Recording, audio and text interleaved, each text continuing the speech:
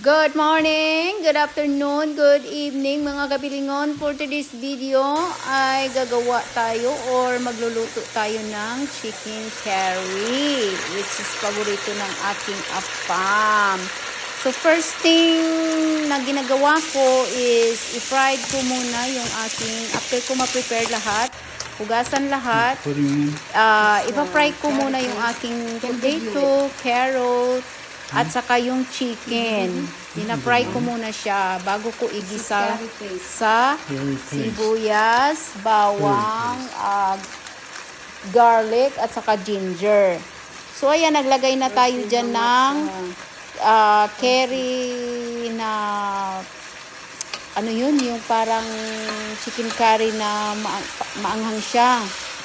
So galing siya ng ng Singaporean curry yung aking ginamit. So which is siya, talagang maanghang kasi gusto ni apam ng maanghang, at saka masarap din kumain ng maanghang pagka winter kasi pinapainit niya ang iyong katawan.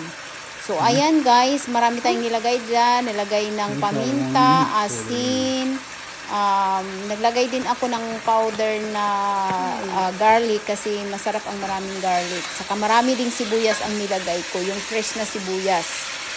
At saka naglagay tayo dyan ng paprika at saka turmeric, pampakulay, pampasarap din yan. Saka lahat ng yan is paprika, turmeric, pampawala din ng langsa ng manok.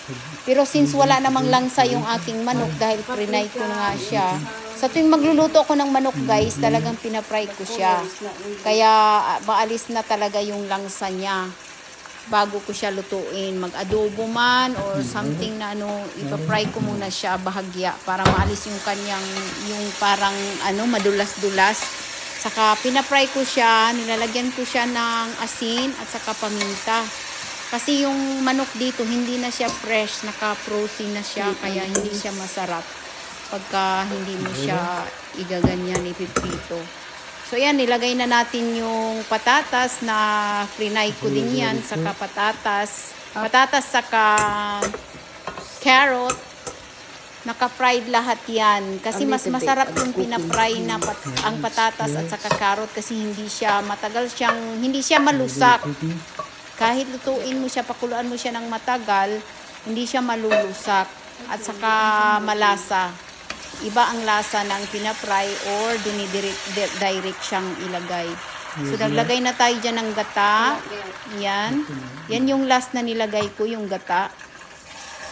Naku ay, umuusok na naman yung bibig ng apam ko niyan kasi paborito talaga niya yan. Pero every winter lang ako nagluluto niyan guys. So ayun lang, thank you.